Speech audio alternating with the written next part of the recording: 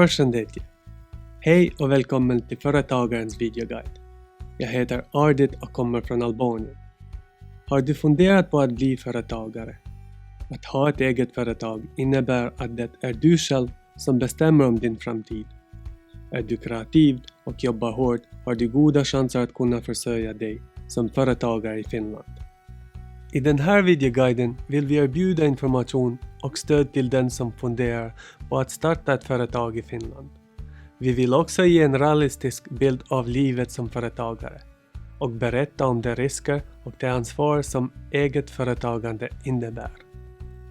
Men för det första, vilka är fördelarna med att starta företag? Vi har frågat Pernilla som själv är företagare.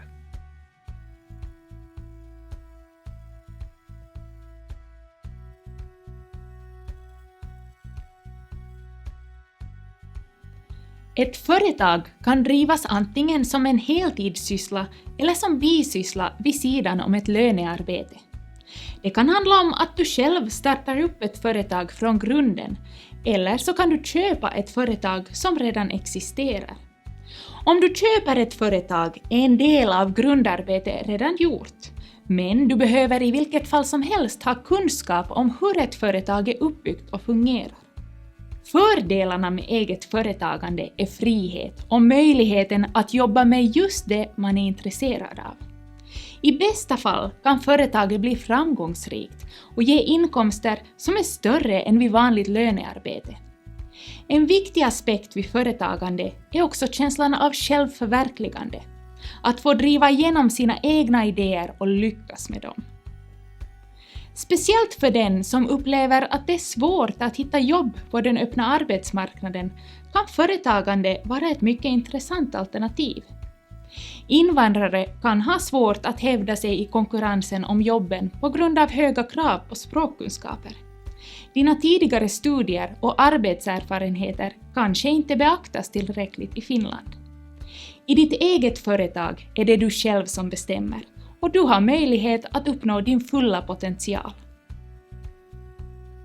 Frihet och självförverkligande låter ju bra. Men att ha ett eget företag kan också innebära vissa risker och nackdelar. Vilka är de?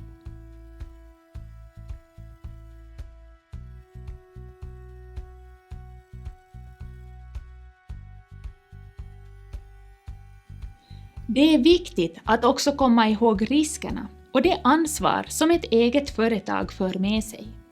Du kanske inte lyckas tjäna så mycket pengar som du hade tänkt dig och kostnaderna kan bli större än vad du hade räknat med.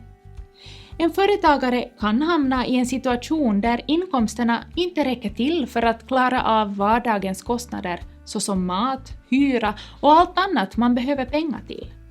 I värsta fall kan en misslyckad företagssatsning leda till konkurs och skuldsättning, vilket kan skapa problem under en väldigt lång tid.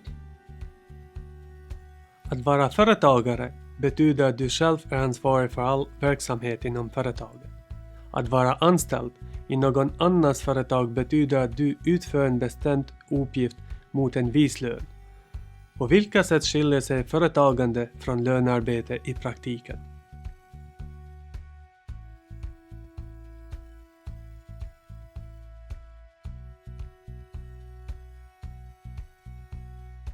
Den som är anställd kan ofta sluta tänka på arbetsuppgifterna när arbetsdagen är slut. En företagare måste kanske minska på sin egen fritid och jobba både kvällar och veckoslut om det behövs. Den som tidigare inte har drivit ett eget företag kan tänkas underskatta den tid och det engagemang som krävs. Tänk på att inget blir gjort om inte du gör det. Självfallet finns möjligheten att anställa personal eller köpa in tjänster från andra företag. En sådan lösning innebär emellertid mera utgifter och pappersarbete för dig. Och i synnerhet att anställa personal medför ett stort ansvar. Att satsa helhjärtat på sitt företag är ett stort val man gör. Det finns många goda orsaker till att påbörja en bana som entreprenör. Men finns det också en risk att någon startar ett företag på fel grunder?